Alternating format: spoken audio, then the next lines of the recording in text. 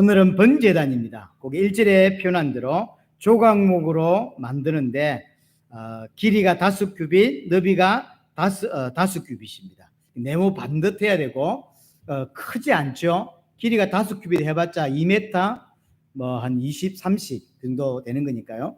그리고 네모 반듯하고 높이가 3규빗이죠. 1m 뭐 50 정도 되나요? 뭐 이 정도밖에 안 되는 거죠.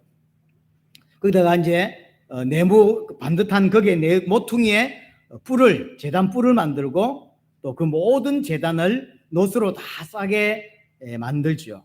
그리고 제단 안에 그물로 된 망을 놋으로 만듭니다. 밑에 불을 떼야 되니까 번제단이라는 게 불 때우는 거거든요. 태우는 거잖아요.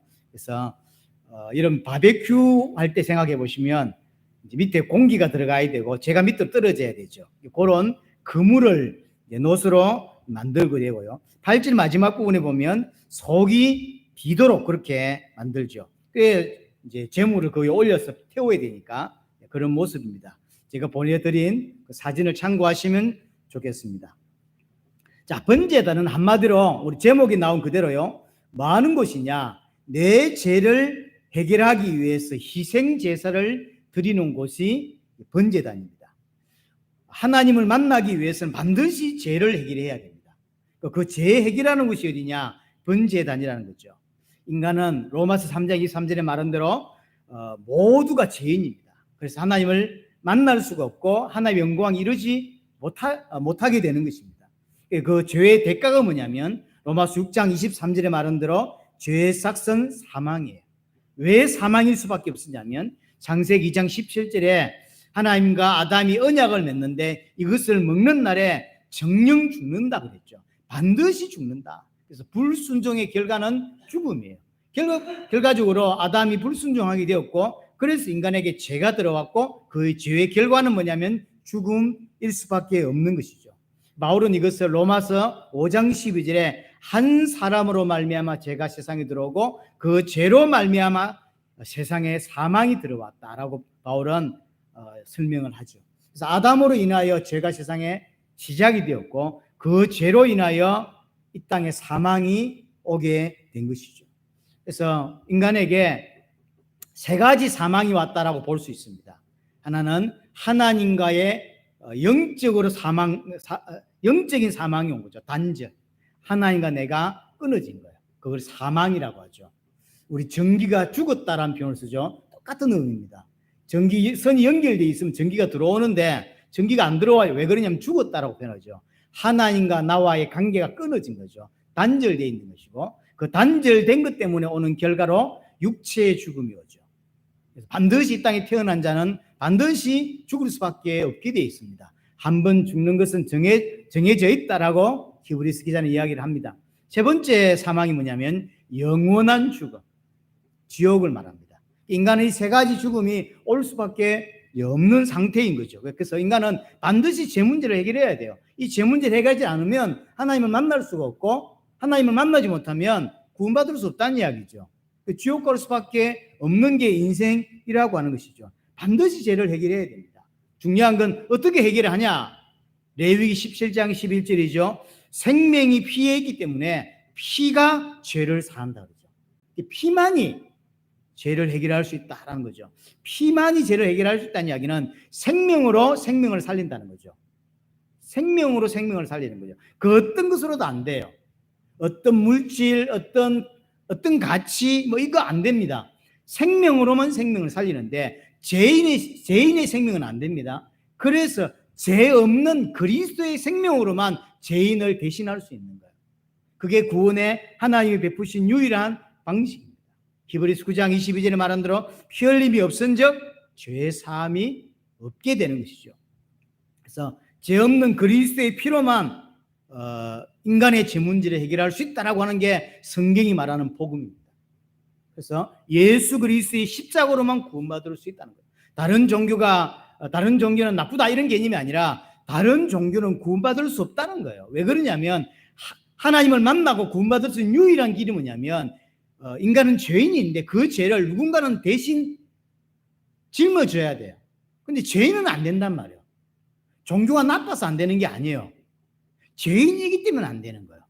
석가가 나쁜 게 아닙니다. 죄인이기 때문에 그가 만든 모든 것은 우리 죄를 해결할 수가 없는 것이고, 그래서 이 땅에 태어난 모든 사람들이 만든 종교든 과학이든 그 어떤 것도 안 되는 것입니다. 죄 없는 분 하나님밖에 이제 안 남았죠. 그 죄 없는 하나님이 성육신 하셔서 이 땅에 오시고 내 대신 죽으셔야만 죄가 해결될 수 있는 거예요. 간단한 이야기인 거죠. 그래서 예수 그리스도의 십자가로만 죄를 해결할 수 있는데, 그 성막에 딱 들어가자마자 처음 나오는 게 바로 그 번제단이에요.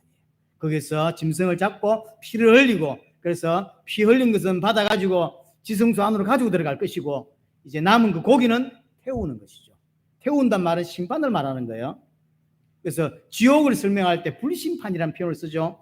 구약에도 마찬가지입니다. 구약에서도 하나님께서 인간을 심판했다라고 할 때 등장하는 게 가끔 불입니다. 소돔 고모라도 마찬가지죠. 불이죠. 불이 계속 나오죠. 그건 심판을 의미하는 거예요. 그래서 지옥을 설명할 때 불지옥이라고 표현하는 이유도 그것 때문인 거죠. 여하튼 인간은 죄인이고 그 죄인은 반드시 죄 문제를 해결해야 되는데, 인간 쪽에서는 죄를 해결할 수가 없다는 거죠. 그래서 하나님께서, 죄 없는 하나님께서 성육신에 오시고 그가 십자가 죽음으로만 인간의 죄 문제를 해결할 수 있다라고 하는 그 예표로 보여주는 게 짐승의 번제인 거죠. 짐승이 죽는다고 내 죄 해결되지 않습니다. 그 짐승이 예표하는 예수 그리스도의 그 십자가로, 그 예수 그리스도의 보혈로만 내 문제 해결된다라는 걸 이제 상징적으로 보여주는 것이죠. 그걸 설명하는 게, 가장 설명을 잘하고 있는 게 번제단이라고 할 수 있습니다. 자, 그래서 오늘 내 죄 문제를 해결하기 위해서 번제되는 여러 가지 일들이 일어나죠. 그 모습을 보여주는 게 번제단입니다. 자, 짐승을 끌고 옵니다. 내 대신 죽어야 될 짐승이죠. 내가 죽어야 되고 내가 심판받아야 되는 게 맞지만, 내 대신 예수 그리스도가 심판받고 예수 그리스도가 내 죄를 짊어질 겁니다. 그것을 상징하는 짐승을 끌고 와서 그 제단 뿔에다가 묶습니다. 그리고 이제 준비가 되면 그 짐승을 이렇게 잡죠. 목을 찌르거나 이렇게 잡겠죠. 그러면 예수님처럼 고이 잡혀서 십자가에 못 박아 죽어줄까요? 여러분이 레위인이고 제사장을 생각해보세요. 이제 짐승을 잡아서 제사를 드릴 건데, 짐승이 깨닫고, 지금 저 현식이를 위해서 내가 죽는 거구나 깨닫고 잘 끌려가서 어린 양으로 잘 끌려와가지고는요, 목 찌르면 칵 죽으면서 이렇게 죽어줄까요? 우리 장로님이나 군사님들은 저 시골에서 소 잡는 거, 돼지 잡는 거 보셨잖아요. 제가 시골 살아서 소 잡는 걸 봤거든요. 소가 잘 안 죽어요. 그러니까 완말을 들고 와서 머리를 통을 깨가지고 이렇게 죽이더라고. 우리 아버지가 소 잡는 걸 봤는데, 이 때려고 애가 더 날뛰는 거예요. 그래서 그 나무 끝에도 묶어놓고, 그 정이라 그러죠. 정을 머리에다 대놓고 때려서 죽여서 소를 잡아요. 그럼 돼지 목 따는 소리다, 이런 표현을 쓰잖아요. 돼지 목 한번 찔러보세요. 얼마나 난리치는지요. 그러니까 우리가 볼 때는 번제단이 아주 고귀해 보이지만 그 생각을 해보라고요. 난리입니다. 짐승을 잡아와서 준비가 되니까 이제 짐승을 잡는데, 이놈이 고이 안 죽어준다고 목을 찌르니까 얼마나 감을 치르겠어요. 난리를. 그 피가 온 사방이 튀고 제사장 옷에, 레위인들 옷에 막 난리죠. 얼마나 울겠습니까? 한 방에 안 죽어요. 요즘은 그런 거 잡는 도사라는 게 잘 돼 있어가지고 한 방에 죽는다고 하더라고요. 뭘로 죽이는지 잘 모르겠는데, 옛날에는 그렇지가 않잖아요. 한 방에 안 죽는다. 그러니까 얼마나 울고 불고 난리, 도망가고 잘못 잡으면 저 온 성막을 뛰어다닐 거야 아마 그놈이. 난리. 거기다가 이제 태워야 되죠. 피는 닦고 나서 태우잖아요. 그 냄새, 연기. 그러니까 한마디로 말할 거예요. 난리통이에요. 어떤 신학자는 표현하기를 아비규환이라고 표현하더라고요. 예. 근데 그게 한 번만 합니까? 아니요. 전체적인 제사를 대표로 하는 것도 있고, 여러분 중에 1년에 한 번씩 반드시 가야 되거든요. 이스라엘 백성이 몇 명입니까? 200만 명이 넘는다고 하잖아요. 그럼 200만 명이 1년에 한 번씩 반드시 가서 그 제사를 해야 된단 말이에요. 그럼 자기 개인은 한 번이, 1년에 한 번이겠지만 또 특별한 죄를 지었을 때 또 끌고 오겠죠. 그래봤자 1년에 몇 번이요. 하지만 매일 제사장들과 레위인은 매일 그걸 해야 돼요. 그러니까 난리도 아닌 거예요. 이게 온 소리, 울음소리, 어린 양이 잡혀 죽는 소리, 누가 잘못 잡아가지고 뒤통수 맞아가지고 그거 잡고 있다가 하도 날리시니까 잡았는데 한 대 맞은 거지 그 이빨 나가고 난리도 아니겠죠. 근데 지금 이게 뭐 하는 건지를 생각해 봐야 돼요. 왜 이걸 하고 있죠? 인간의 죄를 해결하기 위해서 하는 일입니다. 반드시 내 죄는 해결이 돼야 돼요. 죄 때문에 모든 문제가 왔습니다. 죄 때문에 고통이 왔고 죄 때문에 모든 문제가 왔어요. 그래서 인간은 반드시 죄를 해결해야 되는데 죄를 해결하는 모습은 우리는 그냥 그러니 합니다. 예수님이 십자가 죽었으니까 그런갑다라고 생각하지만 실제로 예수님이 십자가 죽는 그 모습을 구약에는 이 모습이에요. 짐승 잡아와서 그걸 찔러가지고 피를 흘리고 안 죽으려고 한 방 맞고 안 죽으려고 난리를 치고 울고 불고 그다음 그걸 태우고 그 연기 나고 온천지 피가 튀고 그다음 제사장과 레위 오세요. 피철갑이죠. 왜냐 하루 한 번만 드리는 게 아니라 순서를 따라서 하루에도 몇십 번씩 하는 일이란 말이에요. 그러니까 난리가 난리. 왜 이 일을 한다? 죄 문제 해결하려고. 내 죄 해결하려고 좀 이러고 있는 것입니다. 하나님께서 내 죄를 해결하기 위한 하나님의 방식으로 이런 시스템을 만든 거예요. 왜 이런 시스템을 만들었을까요? 기억하라. 너희들이 볼 땐 예수님이 이 땅에 오시고 십자가 죽고 부활하는 게 간단한 것처럼 보이지만 그게 간단한 게 아니라는 거예요. 복음은 간단하지만 그 간단한 복음이 되기까지 많은 가정과 노력과 많은 것들이 들어있다니까요. 우리가 공짜로 구원받았다고 아무 가치 없는 게 아닙니다. 어마어마한 대가를 치렀다고. 그걸 제사장들 레위는 계속 하루에도 수십 번씩 보는 거예요. 이 비참함을, 이 울고 불고 피 튀고 이 난리를 뭐 하고 있는 거냐? 내 죄를 해결하고 있는 거예요. 이 일이 매일 벌어집니다. 그래서 번제단의 불은 끄지면 안 돼요. 계속 피워서 계속 태우고 그렇게 합니다. 자, 이 장면을 통해서 우리는 첫 번째로 두 가지를 마음에 담아야 됩니다. 그 첫 번째가 뭐냐면 하나님께서 번제단을 우리에게 주셔서 내 죄 문제 해결하는 곳이 다라는 사실을 보여주시고 있는데 첫 번째로 이 번제단 사건을 통해서 내 죄에 대한 인식을 정확하고도 선명하게 해야 돼요. 내가 가진 죄가 얼마나 심각한 문제인지를 알아야 되는 거예요. 특별히 레위인과 제사장은 매일 그걸 하잖아요. 내 죄 때문에 어떤 희생을 치르고 있는지를 깨달아야 되는 거죠. 일반 사람들은 1년에 한 번, 많아봤자 1년에 몇 번 와서 번제를 드립니다. 하지만 제사장과 레위인은 매일 그걸 한다고. 그러니까 이 번제를 왜 드리냐면 내 죄 문제 해결하려고, 인간의 죄 문제 해결하려고 누군가의 희생이 따른 거예요. 누군가 희생을 치르고 있는 거죠. 이게 죄 때문이다라는 사실을 떼저리게 느끼고 있는 거죠. 느껴야만 되는 거예요. 내 죄 때문에 짐승이 지금 죽는 거거든요. 그래서 번제단에서 일어나는 이런 번잡하고 시끄럽고 이 어려운 이 피 튀기는 이 일은 왜 일어나냐? 내 죄 해결을 하려고 일어나는 거죠.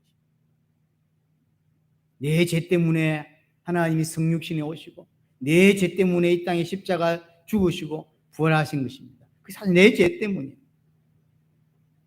그래서 인간은 하나님의 심판을 받을 수밖에 없는 존재라는 사실. 내가 가진 죄가 어떤 죄냐면 하나님의 심판을 마땅히 받을 수밖에 없는 거다라는 거죠.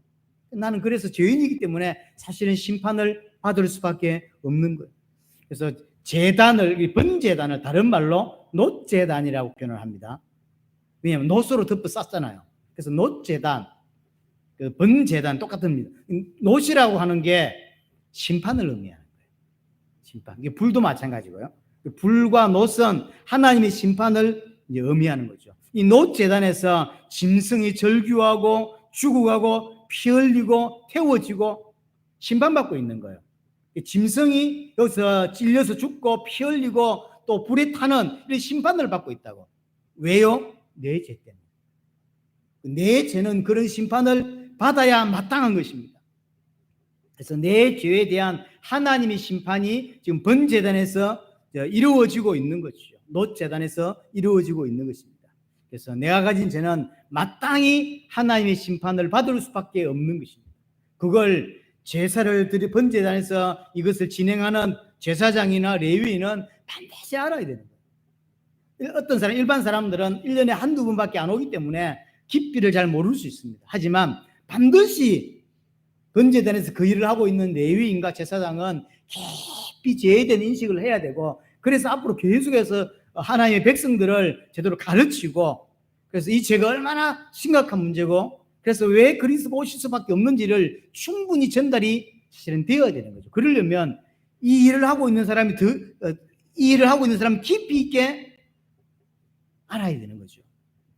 그래서 번제단의 속죄가 없으면 하나님을 만날 수가 없고요. 이 번제단이 없으면, 속죄가 없으면 하나님을 예배하거나 하나님을 섬길 수가 없는 거예요. 그래서 예수 그리스도의 십자가 아니면 하나님을 만날 수 없고 하나님을 섬길 수가 없습니다. 하나님 만난 자 또한 계속해서 예수 그리스도를 붙잡고 예수 그리스도로 의하지 아니하면 하나님을 섬길 수가 없는 것이죠. 하나님 우리와 함께 하시기 위해서는, 우리와 동행하시기 위해서는 죄 문제가 반드시 해결되어야만 하는 것입니다. 그래서 성막에 딱 들어가면 첫 번째 마주치는 게 번제단이에요. 성막을 들어간다는 이야기는 하나님의 구원에 참여한다는 이야기고, 그러려면 들어가자마자 나오는 게 번제단이죠. 예수 그리스도를 믿어야만, 정말로 정확하게 예수님께서 나를 위해서 십자가에서 죽으시고 피 흘리신 것의 그 의미가 무엇인지를 알아야만 구원받는다라고 하는 것이죠.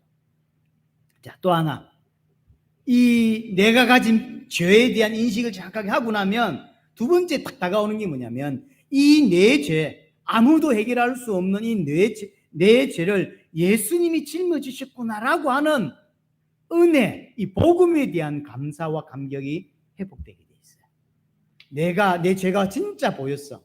이건 해결할 수가 없어. 근데 그게 해결됐다. 얼마나 감격할까요? 얼마나 감사할까요? 며칠 전에 8.15 이제 해방이었는데 강복절이었죠. 우리는 강복절에 대한 어떤 감격이나 이런 게 잘 없잖아요. 근데 그 당시에 일본 사람에 의해서 많은 고통을 당하고 많은 어려움을 당하고 사람들이 죽어나가고, 그래서 너무 많은 고통받는 사람들은 일본에서 해방됐다고 하는 게 얼마나 큰 축복이고 얼마나 큰 감사며 감격인지 모르겠죠. 똑같은 거거든요. 죄에 대한 인식이 바르게 생기면 따라올 수밖에 없는 건 뭐냐면, 예수 그리스도 은혜, 복음. 왜냐? 복음만이 나를 거기에서 건져낼 수 있고 복음만이 내 죄를 해결하는 거구나라고 알기 때문에 복음에 대한 감격과 감사가 동시에 나올 수밖에 없어요. 그래서 어떤 사람들은 자꾸 죄만 강조하는 사람이 있거든요. 죄. 맞는 말입니다. 하지만 복음은 죄를 정확하게 아는 것이고, 또 하나는 그 죄의 반대편인 그 죄를 해결한 그 빛, 그 영광의 복음을 아는 게 복음을 아는 것이지, 죄를 정확히 알았다고 해서 복음을 안다고 할 수는 없는 거죠. 항상 두 가지는 같이 있는 거예요. 그래서 복음을 안다는 이야기는 인간의 문제를 안다는 것이고, 복음을 안다는 이야기는 문제의 반대편, 그 해결책을 안다는 것이고, 복음을 안다는 것은 죄를 안다는 것이고, 복음을 안다는 것은 죄를 해결한 그 복음의 능력을 아는 게 복음을 아는 것이지, 죄만 아는 걸 복음 안다라고 표현하지 않잖아요. 말을 안 해서 그렇지 복음을 안다고 하는 건 다 이런 걸 아는 거죠. 그래서 죄에 대한 정확한 발견이 나오면 반드시 그 죄를 해결한 그리스도의 복음에 대한 감격이 올 수밖에 없는 거예요. 근데 마지막에 이렇게 극단적으로 죄에 대한 걸 알았어요. 아이고, 내가 이런 죄인이구나, 나쁜 놈이구나, 이 쓰레기구나. 근데 그렇게 끝나면 지옥 가겠지. 그건 복음 아는 게 아니잖아. 그건 죄를 아는 게 아니에요. 그렇죠? 성경에서 말하는 죄를 알았다라고 하는 것은 죄의 반대편을 알게 된 거죠. 우리가 죄인인 것과 그 죄를 해결한 그리스도의 복음을 알아들었다고 하는 것이죠. 그래서 죄를 해결했다라고 하는 것보다 더 기쁜 소식은 사실은 없어요. 거기서 해방됐으니까. 정말로 내가 죄인인데 내가 여기서 해방됐구나. 그러니까 감사할 수밖에 없고 감격할 수밖에 없는 거죠. 이거보다 더 큰 은혜는 사실은 없는 것입니다. 자, 두 번째로, 우리가 레위인과 제사장이 이 번제단에서 계속 번제를 드리고 제사를 하면서 깊이 있게 죄와 그 죄의 반대편인 복음을 깊이 있게 봤어야 되는데 봐야 될 거 못 보니까 문제가 생겨요. 그 대표적인 게 뭐냐면 민수기 16장을 한번 가보겠습니다. 앞으로 다음에 보게 되겠지만 민수기 16장에 보시면 1절 보세요. 16장 1절에 보면 그게 이제 고라, 다단, 아비람, 온이라는 대표적인 사람이 나왔어요. 이 사람이 당을 지었다라고 말하죠. 쉽게 말하면 모세와 아론 앞에 쿠데타를 일으키는 일이 벌어져요. 반역을 하는 일이 벌어진 거죠. 왜 반역을 하냐면 몇 명이 반역했냐면 2절이죠. 250명. 4명의 대표적인 사람과 지휘관과 합쳐서 250명이 모세에게 대든 겁니다. 대드는 이유가 뭐냐면 3절이죠. 그들이 모여서 모세와 아론을 거슬러 그들에게 이르되 너희가 분수에 지나도록 해중에 다 각각 거룩하고 여호와께서 그들 중에 계시거늘 너희가 어찌하여 여호와의 총회 위에 스스로 높이느냐. 그러니까 쉽게 말하면 모세를 보고 분수에 지나치게 산다는 거예요. 분수에 지나치게 산다. 그래서 다 레위인이 다 하나님 다 각각 거룩하고 하나님께서도 그들 중에 계신데 님만 하나님과 함께하는 게 아니지 않냐. 우리와도 함께 하는데 왜 니만 특별한 것처럼 하고 네가 총회 위에 이 그룹 위에 있냐라고 이제 따지는 거죠. 그럴 만한 게 뭐냐면 모세는 하나님과 독대하죠. 유일하게 하나님과 독대하죠. 그리고 제사장은 제사장 옷을 입고 제사장 역할을 한단 말이에요. 근데 레위인은 하나님을 섬기기 위해 특별히 구름받은 민족 지파이긴 하지만 제사장도 아니고 그것도 모세도 아니에요. 그러니까 동일하게 구별된 사람들인데 이제 레위는 아무래도 허대는 일을 많이 합니다. 이게 성막을 옮기고 다시 세우고 이런 많은 허대는 일을 많이 하는데 제사장은 나중에 보면 옷 쫙 빼입고 그러잖아요. 그리고 이제 모세는 이제 하나님과 독대하고 똑같이 하나님께 구별받았지만 자기 볼 때는 우리는 좀 무시하고 그런 게 보이는 거죠. 그래서 결과적으로 나중에 10절에 보시면 이제 모세가 하는 이야기죠. 너희가 오히려 제사장의 직분을 구하느냐 하죠. 그러니까 자기도 제사장 하고 싶은 거예요. 레위인 안 하거나 제사장 할래. 쉽게 말하면 폼 잡고 싶단 말이에요. 제사장이 좋아서 제사장이 아니라 자기들 눈에는 레위인이 하는 일이 별로 중요하게 안 보이고 제사장 하는 일이 대단히 멋있어 보이는 거죠. 제사장 옷을 좀 멋있게 입고 싶은 거죠. 그렇게 이야기를 하는 거죠. 제사장 자리가 탐이 나는 것입니다. 이제 9절에 보면 모세가 이야기합니다. 9절 보세요. 이스라엘의 하나님이 이스라엘 회중에서 너희를 구별하여 하나님께서 레위 사람을 너희로 전체에서 구별했고 자기에 가까이 하게 하사 하나님을 가까이 하게 했다는 거죠. 여호와의 성막에서 봉사하게 하시며 회중 앞에서 서서 그들을 대신하여 섬기게 하시는 게 모든 백성을 대표해서 하나님을 섬기는 일을 하게 했다는 거죠. 이게 특별하다는 거예요. 레위인은 너희에게 이게 작은 일이냐라고. 너희가 하는 이 일이 작게 보이냐 이렇게 이제 묻는 거죠. 하나님께서 레위인에게 특별한 은혜를 주셨고 그랬는데 레위인들은 이제 영적으로 안 보이고 육신적으로만 자꾸 보이는 거죠. 제사장 그 옷을 입고 싶고 제사장처럼 이렇게 폼 잡고 싶은 거죠. 그러니까 이렇게 안 보인다는 거예요. 그렇게 말하니까 13절에 이 사람들의 답변입니다. 네가 우리를 적과 꿀이 흐르는 땅에서 이끌어내어 강야에서 죽이려 함이 어찌 작은 일이기에.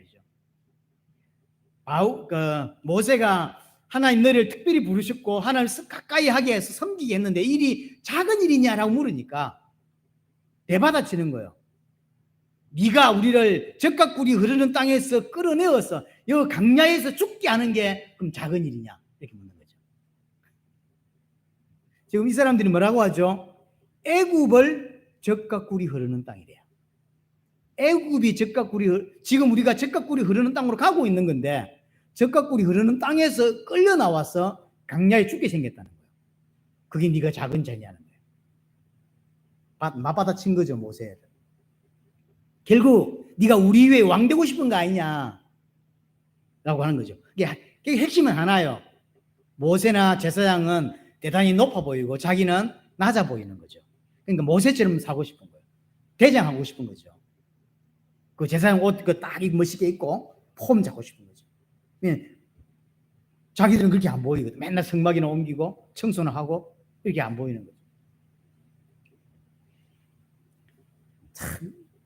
참 대단하죠.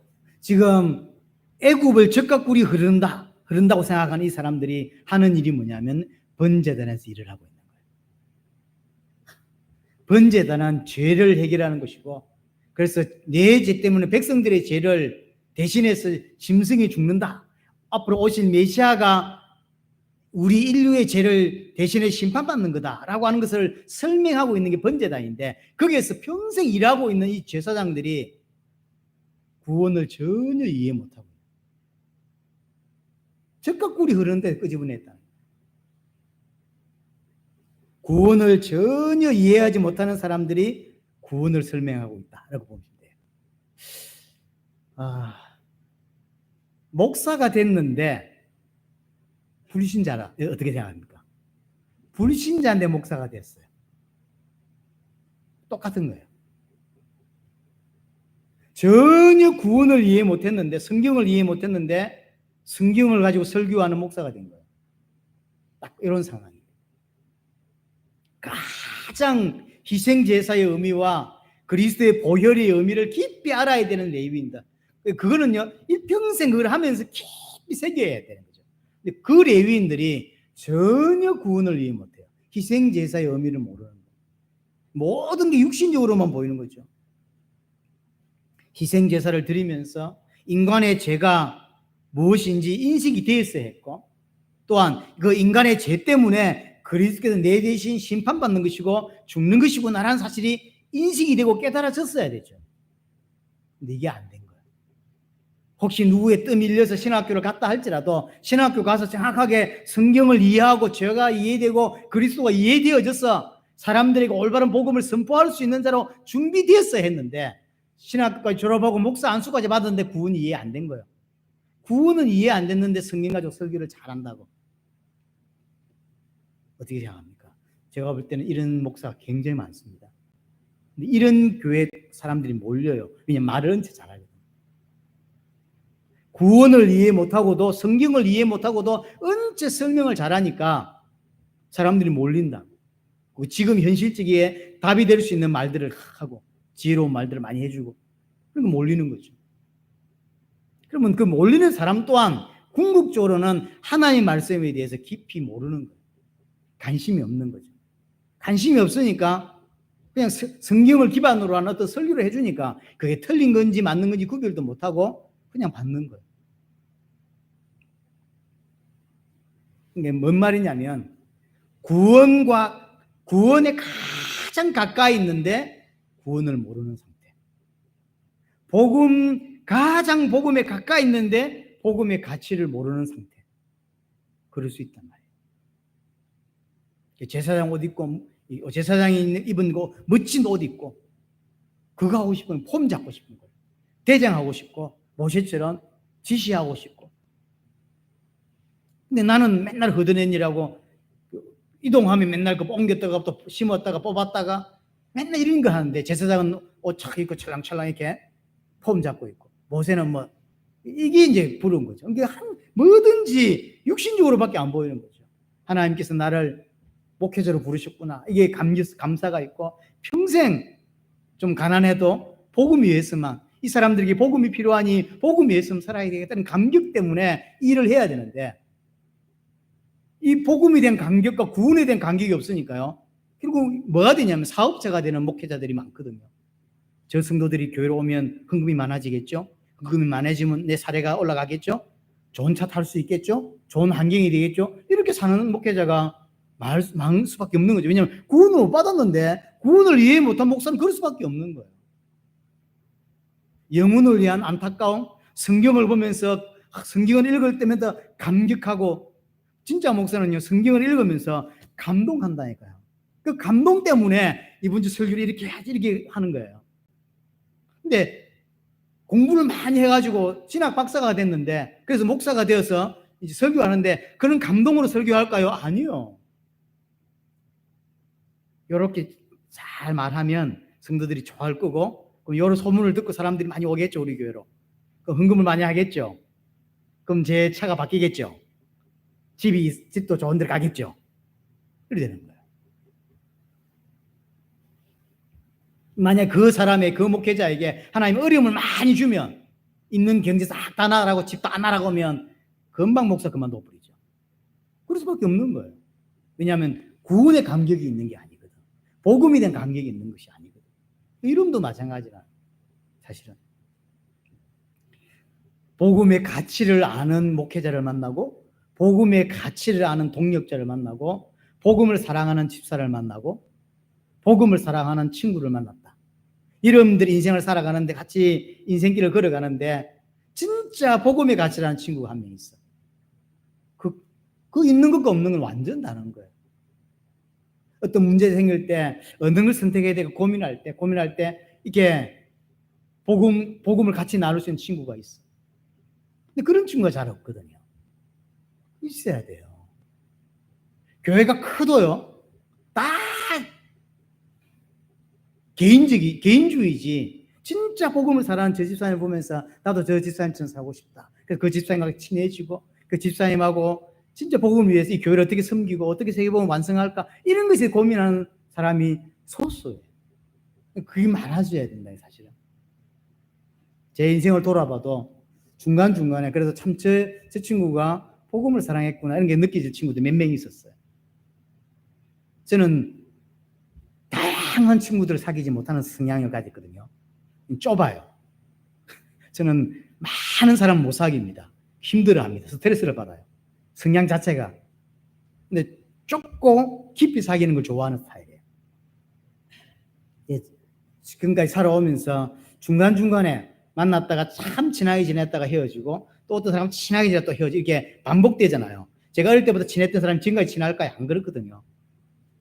그렇게 했던 친구들이 지금 그렇게 둘도 짜게 했던 친구들이 지금 목사가 되고 선교사가 돼서 이렇게 나가 있는 걸 보면 페이스북을 가끔 왜 보냐면 제 그때 같이 잘 놀았던 SFC 수련회 같이 가서 뒹굴고 같이 울고 했던 친구들이 있어요. 이 친구들이 지금 부산에 어떤 목사가 돼 있고 얼마 전에 내가 알았는데 선교사가 되어 지금 해외에 나가 있더라고요. 그래서 이 친구도 선교사 됐구나. 이게 있어요. 그게 다예요, 사실은. 제 친구 다인데 너무 작은데 여러분들도 그런 사람, 그런 동력자들, 그런 집사님들, 그런 교역자들 이런 사람들과 친해지고 이런 사람들과 많이 어울리고 그래서 함께 세계복음을 꿈꾸는 그 은혜가 여러분들에게 있었으면 좋겠습니다. 그게 없는 거죠. 레위인이 평생 하나님을 섬기면서 안 봐도 되는 것만 보고요. 육신적인 것만 자꾸 보이는 거예요. 자, 그래서 17절, 18절에 보면 이제 모세가 제안을 합니다. 이 사람들이 반역자가 250명이라 그랬죠. 250명 전부 다 향로를 가지고 와라. 나 모세와 아론도 향로를 가져가겠다. 그래서 뭔 말이냐면 하나님이 누구 것을 받는지 한번 보자는 거예요. 어떻게 됐죠? 31절부터 35절에 보면 땅이 갈라지고 불이 나와서 250명을 다 태워 죽이죠. 하나님이 고라와 다단을 그 무리들을 250명을 다 죽이는 일을 하게 되죠. 그러면서 하나님 명령이 36절부터 40절까지 이야기가 나오죠. 250개의 향로를 가져와서 철판을 만들고 그 철판으로 제단을 둘러싸라는 거예요. 원래는 놋으로 되어 있죠. 그 놋 위에다가 이 사람이 들고 왔던 그 향로를 전부 다 부셔가지고 철판을 만들어 그 철판을 이제 번제단에 그 놋제단이잖아요. 그걸 다 덮어 쓰는 거죠. 두 겹이 되어 있는 거예요. 원래는 놋으로만 둘러싸여 있는데 이제는 그 놋 위에 철판이 하나 더 되어 있는 거죠. 이걸 뭐 해라? 기념으로 삼으라는 거예요. 기념으로. 38절 보세요. 38절 보시면 그렇게 이야기하죠. 중간부터 여호와 앞에 드림으로 그 향로를 거룩하게 되었나니 그 향로를 쳐서 제단을 쌓는 철판을 만들라. 이스라엘 자손에게 표가 되리라. 그래서 후대들이 계속 레위인들 또 백성들이 와서 그 제단을 볼 때마다 원래 놋제단인데 왜 철제단이지? 를 깨닫게 하는 거예요. 원래는 놋으로 충분했습니다. 원래는 내 죄 때문에 짐승이 내 대신 피를 흘려 죽는 것이구나. 내가 심판받아야 되고 내 죄가 심판받아야 되는 건데 저 짐승이 심판받는 거다 그 짐승이 내 대신 심판받는 거다라는 깨닫기에 충분한 게 노제단이야. 그렇죠? 내 대신 그리스도가 심판당함으로 내 죄가 해결됐다라고 깨닫기에 충분한 게 노제단인데 거기다 덧대어서 철판을 덧대어 놓은 거예요.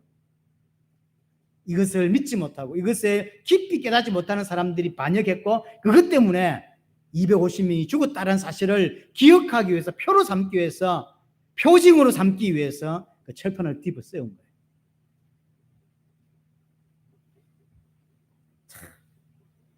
깨닫게 하려고. 자, 그런데 또 하나 41절에 보시면요.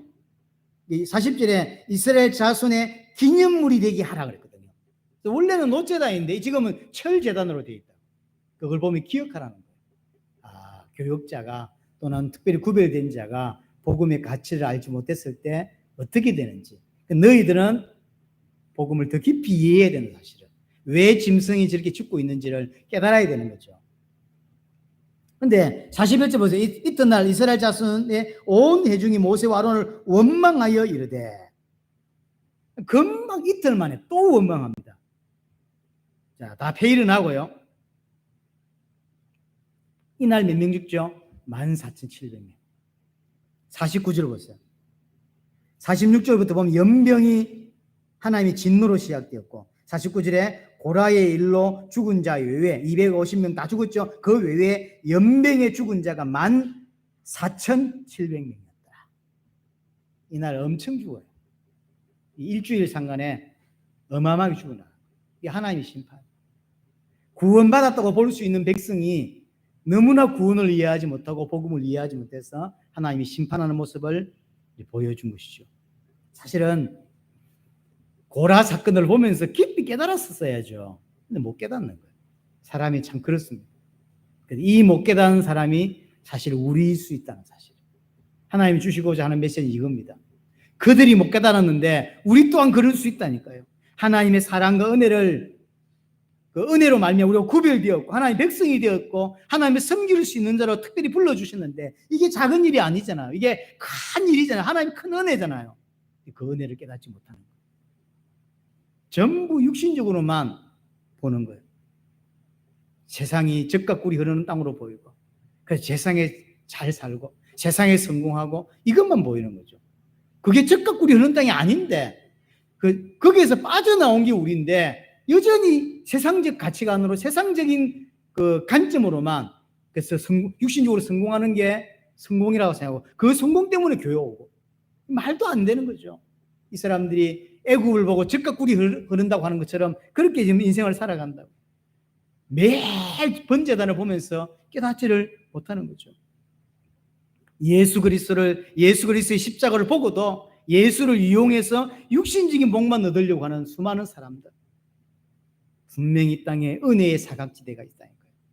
은혜의 사각지대, 복음의 사각지대. 가장 복음 가까이 있어요. 가장 구원 가까이 있습니다. 하지만 가장 복음에서 멀어져 있고 가장 복음과 상관없는 인생을 살고 그런 사람이 있을 수 있어요. 그 레위인. 그래서 고라하고 250명이 대표적으로 이렇게 죽은 거예요. 철판을 덧대은 그 다음 이튿날 14,700명이 죽었다. 우리에게 주는 교훈이 큽니다. 자, 마지막입니다.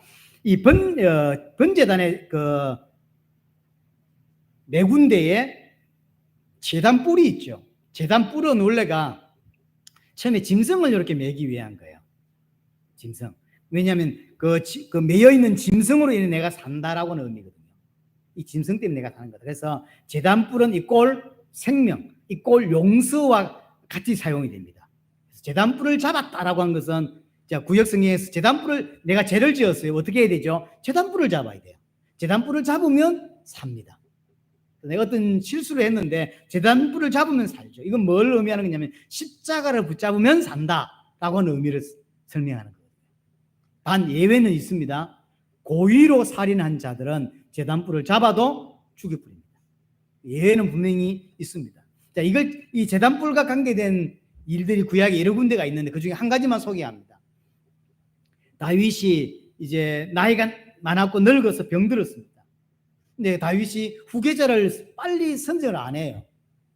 그러니까 넷째 아들 아도니아라는 친구가 있습니다. 넷째 아들이 자기가 아마 왕이 될 거라고 생각을 했던 것 같아요. 근데 이제 다윗이 빨리 후계를 안 세우니까 본인이 먼저 선수를 칩니다. 선수를. 그래서 제사장이었던 아비아달과 당시 군사령관, 지금으로 말하면 뭐 국방부 장관이나 참모총장쯤 되는 사람이겠죠. 요압, 다윗 왕의 오른팔 같은 사람이거든요. 요압 장군을 이제 설득을 하죠. 근데 이 사람 다 설득을 당해요.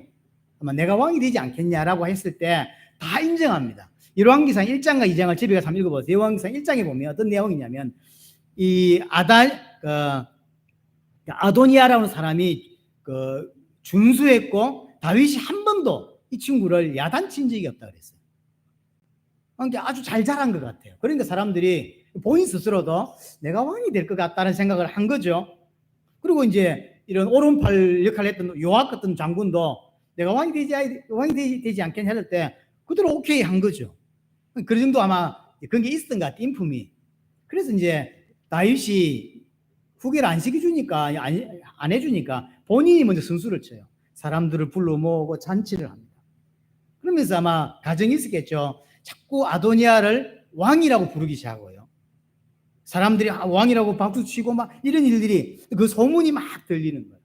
이 소문을 누가 듣게 되냐면 나단 선지자가 듣게 되고요. 나단 선지자가 발빠르게 움직여서 어쨌든 바세바를 다윗에게 보내서 설명을 하게 하고 다윗이 그 이야기를 듣고 솔로몬을 왕으로 세우는 대관식을 하게 됩니다. 그래서 그거 보면 뭐 뿔나파를 불고요, 피리를 불고 온 사람들이 막 이제 박수를 치고 한호를 하고 이렇게 난리를 치죠. 이 소리가 누구한테 들리냐면 햇빛 그때 자기들끼리 이제 모임을 하고 있었던 거죠. 아도니아가 왕이라고 막 이제 막 이렇게 뭐 칭송하고 있는데 저 멀리서 막 이렇게 땅이 들썩들썩할 만큼 이제 피리를 불고 나파를 불고 사람들이 한호를 한다고 물어보는 거죠. 지금 무슨 소리냐 물으니까 솔로몬이 오늘 왕으로 이렇게 대관식을 한다는 거예요. 이때 아도니아가 하던 일을 멈추고 쫓아가서 제단불을 딱 잡습니다. 왜냐면 솔로몬이 왕이 됐잖아요. 지금 자기가 하는 반역이거든요. 이거 잡히면 죽는 거죠. 제단불을 딱 잡죠. 그러니까 그 이야기를 솔로몬이 듣죠. 그리고 용서해 줍니다. 한번 용서를 해주죠. 그러면 얘가 정신을 차려야 될 거 아닙니까? 이 아도니아가 아마도 자기는 그런 야망이 있었던가 봐요. 다윗이 그 이후에 죽습니다. 그리고 솔로몬이 왕이 되어 있습니다. 그리고 이제 왕인 솔로몬의 어머니 바세바를 찾아옵니다. 바세바를 찾아와서는 뭐라고 하냐면 다윗의 마지막 첩이라고 있는 아비삭이라고 있습니다. 뭐 첩이라고 해야 될지 말지 모르겠는데 그래도 보통 첩이라고 하니까요. 마지막 첩 아주 젊은 여자입니다. 다윗이 너무 나이가 들어서 몸이 쇠했다 그랬죠. 차가우니까 뜨거운 피를 가지고 있는 젊은 10대 후반이나 20대 초반쯤 되는 여자를 첩으로 들여서 같이 자게 했어요. 그 아비삭을 내게 달라는 거예요. 바세바는 아무 생각이 없었는가 봐요. 그걸 솔로몬에게 전달했는데 솔로몬이 그 이야기를 듣고 이게 반역을 꿈꾼다는 걸 알게 된 거예요. 이게 그냥 그 여자가 이쁘기 때문에 저 여자를 나한테 달라라고 한 게 아닙니다. 압살롬이 생각을 해보세요. 다윗이 한번 압살롬의 반역으로 도망간 적이 있고 도망갈 때 많은 원로원들과 이게 정치인들이 다윗의 후처들을 취해라라고 하거든요. 다윗의 후처를 취한다는 이야기는 다윗을 밀어냈고 다윗에게 큰 아픔이 되는 것이고 내가 왕이 되었다라고 하는 선포 같은 거예요. 그러니까 지금 아도니아가 뭐 한 거냐면 다윗 왕의 후처를 취한다는 이야기는 단순히 저 여자가 이쁘기 때문에 내 안으로 삼고 싶다는 개념이 아니에요. 이게 왕 되고 싶은 거죠. 그래서 나중에 솔로몬을 치고 자기가 왕이 됐을 때 근거를 마련하는 거예요. 아도니아가 다윗의 후처를 취했었어? 그럼 왕이 돼야지 라고 하는 의미란 말이에요. 그게 솔로몬이 그걸 알아듣고 사람을 보내서 아도니아를 죽여버리죠. 아도니아가 죽었다는 소식을 듣고 요압이 쫓아가서 제단불을 쳤습니다. 아도니아가 죽었으니 나도 죽겠구나 싶은 생각이 든 거죠. 죽었는데 솔로몬이 또 사람을 보내죠. 그래서 요압을 쳐버리죠. 근데 성경에 뭐라고 기록되어 있냐면 그 제단불을 잡았음에도 불구하고 왜 죽였냐? 다윗이 한참 잘 나갈 때 오른팔이 요압이었습니다. 근데 요압이 오른팔이었지만 자기하고 경계가 될 수 있는, 자기하고 맞짱 뜰 수 있는 신료들이 몇 명 있는데 그 사람들을 죽여버렸어요. 왜냐? 자기가 성공을 오래 하려고. 그건 성경 뭐라고 되어 있냐면 나중에 열왕기상 1장 2장 한번 읽어보세요. 다윗이 몰랐다 그랬어요. 근데 사고로 죽었다고만 알고 있는 다윗은. 자기가 아꼈던 그 신하들이 몇 명이 죽었는데 사고로 죽은 줄 아는 거예요. 근데 사실은 그 사고로 죽은 게 아니라 요압이 죽였던 거예요. 그걸 성경에다 설명을 해줘요. 제단을 잡고 있어도 죽여버려요. 자, 오늘 뭔 설명을 하려고 이야기를 끄집어낸 거냐면요. 우리가 출애굽기 21장 14절에도 사람이 이웃을 고의로 죽이면 내 제단에 있다 할지도 끄집어내어서 죽이라는 말 했죠. 똑같은 겁니다. 쉽게 말하면 복음을 곡해하고 복음을 오해하고 복음을 왜곡하고 복음을 자의적으로 해석하는 사람이 있어요. 제단불은 실수로 어떤 문제 때문에 사고를 친 사람이 제단불을 잡음으로 예수 그리스도를 붙잡으로 구원받는다라고 하는 것을 설명하기 위한 그게 제단불인데 그 제단불을 남용하고 곡해하고 오해하는 사람. 예를 들면 예수님께서 십자가에서 모든 문제를 단번에 영원히 끝냈다라고 하는 이 기가 막힌 이 메시지, 이 복음을 어떻게 이용하냐면 다 끝났기 때문에 내 마음대로 살아도 돼라고 하는 식으로 가는 거예요. 주님이 다 끝냈잖아. 그러니 나 아무 상관 내 죄 짓는 거 아니야. 만약에 죄 짓고 아직도 양심의 가책을 받는다면 그리스도를 안 믿는 거야. 이렇게 나와요. 그리스도를 안 믿으니 죄책감이 들지. 그리스도를 믿으면 죄책감 안 들어. 그래서 예수 믿고 마음껏 살아가는 거예요. 그게 니골라당이 그랬고 요즘에 구원파가 그렇습니다. 구원파가 과거의 현재 미래 모든 죄가 다 끝났기 때문에 내 죄에 대해서 꺼림직하거나 죄책감을 느끼는 건 구원 못 받은 거다. 예수 안 믿는 거다 이렇게 표현하거든요. 그렇지 않습니다. 복음을 곡해하고 왜곡하고 이 번제단에 붙은 이 제단불은 우리를 용서해주고 우리에게 생명을 주고 이런 얼마나 가치 있는 거라고 그 설명하는 건데 이 제단불을 너무나 다르게 활용하고 곡해하고 왜곡해서 자의적으로 해석하고 그렇게 한다. 똑같은 설명이에요.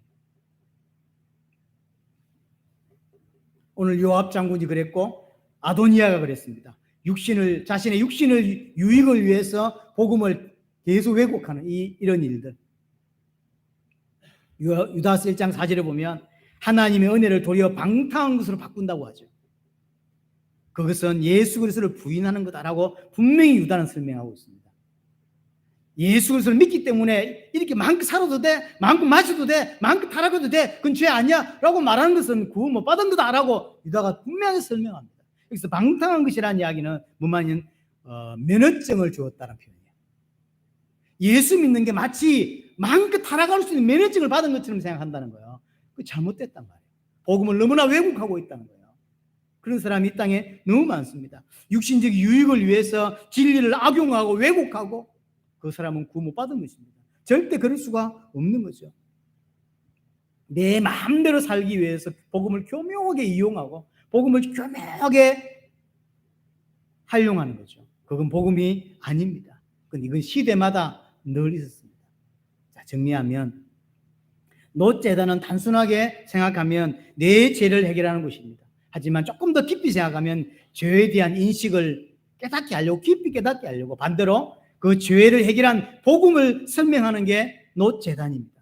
우리는 마땅히 알아야 될 이것을 깨닫지 못하면 마치 레위인들이 모세와 아론을 반역해서 하나님께 반역한 것처럼 그렇게 되는 거예요. 우리가 교회를 오랫동안 다니면서 봐야 될 거 보지 못하면 마치 고라처럼 된다니까요. 복음을 깨닫지 못하는 자가 되는 것입니다. 번제단의 의미를 정확하게 알고 또한 제단 뿌리의 의미를 정확하게 알고 복음을 복음대로 깊이 아는 은혜가 우리에게 필요한 것입니다. 이 은혜가 여러분에게 있게 되기를 원합니다.